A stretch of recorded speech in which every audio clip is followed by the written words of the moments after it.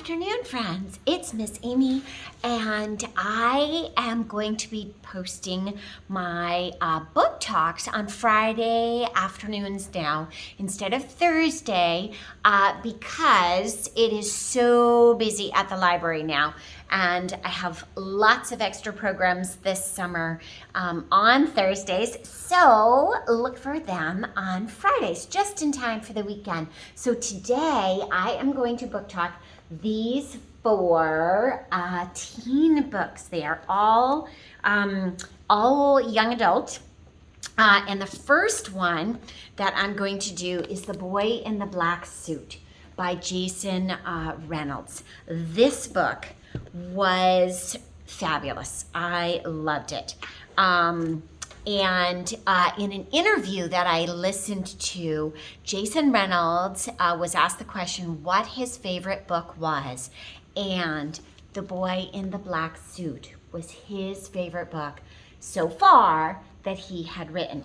So it's after his mom dies, Matt takes a job at the local funeral home and finds that he gets satisfaction out of seeing others hurting like he is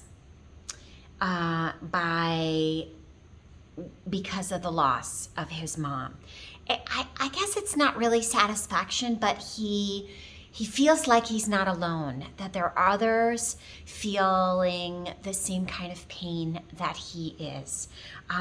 But then he meets a girl named Love and is introduced to a homeless shelter where she volunteers, and he deals with his dad's alcoholism and finds himself a little closer to his sadness over his mom and coming to terms with his loss. And it was such a powerful story, and I'm sure had some truth in it, maybe. It was a wonderful, wonderful story and really made my heart sing and made me sad sometimes, and it was wonderful. I loved it. So, The Boy in the Black Suit. Check it out. The next one that I want to do is, ta-da, I'm all over the place. Ooh, The Other Side. So, The Other Side is a nonfiction by Juan Pablo Villalobos, and this is stories of Central American teen refugees who dream of crossing the border and getting to America. And this is powerful, true accounts retold by these teens of their harrowing, scary, unbelievable journeys and ordeals to get across the border and into the United States. They're stories of why they left, how they got here, who they were, where they live now, and they're true and they're sad and they're just kids and families trying to have and get to a better life. Incredible. And this is this was a Maine North Star nominee in 2020 and 2021. So last year, nonfiction, true stories. Pretty incredible, harrowing stories. Okay. The next one is, let's see, what's the next one? I'm referring to my trusty journal. Okay, this one, an unexpected fun story. I was not thrilled about reading this. This was also, I think, a nominee on the, no, maybe it wasn't. Okay, well, anyways, it was a great book.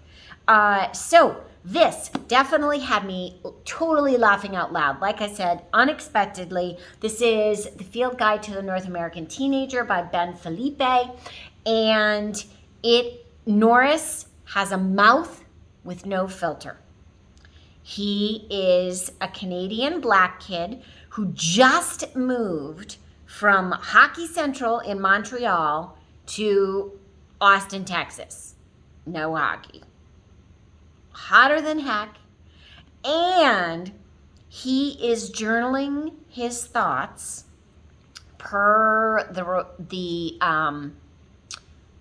suggestion of the guidance counselor, because he's coming from Canada, a different culture, to Austin, Texas, which even in the United States, Maine to Texas, very different culture. Like many, many, many things different.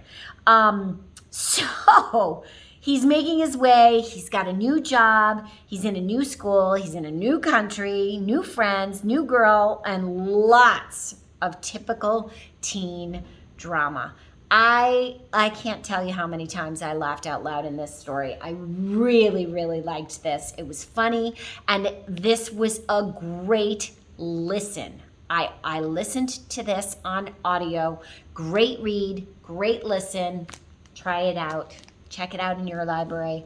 Get it at your local bookstore, however you want.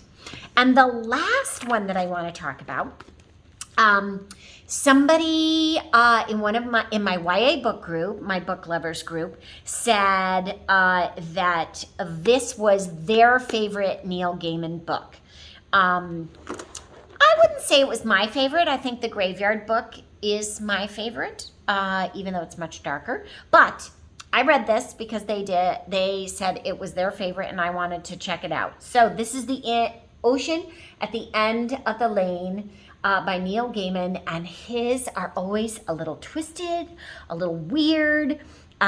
This is a man who goes home to his childhood home for a funeral and ends up where he grew up. He's drawn back to the Hemstock farm at the end of the lane, and all of his memories come flooding back, things that he had totally forgotten of what happened the summer that he was 7 when Opal Minor stayed at their home. And a man commits suicide at the end of their lane in their stolen car. Fleas, varmints, other worlds, people older than the world itself. Letty Hemstock, who is this special girl who helps him and becomes his friend. And I have to say, Neil Gaiman is brilliant and so twisted, but weaves a tale hard to put down. And this was, even though it's not a very long book, it's only a couple hundred pages, it was a hard book to put down, and I really enjoyed it. But The Graveyard Book is still my favorite Neil Gaiman book. So I hope that you check some of these wonderful YA out of your library. Buy them at your local bookstore. Check them out at your local library. Great reads. Something different. Outside the box, maybe, for some of you. Hugs. Happy 4th of July weekend. Miss Amy.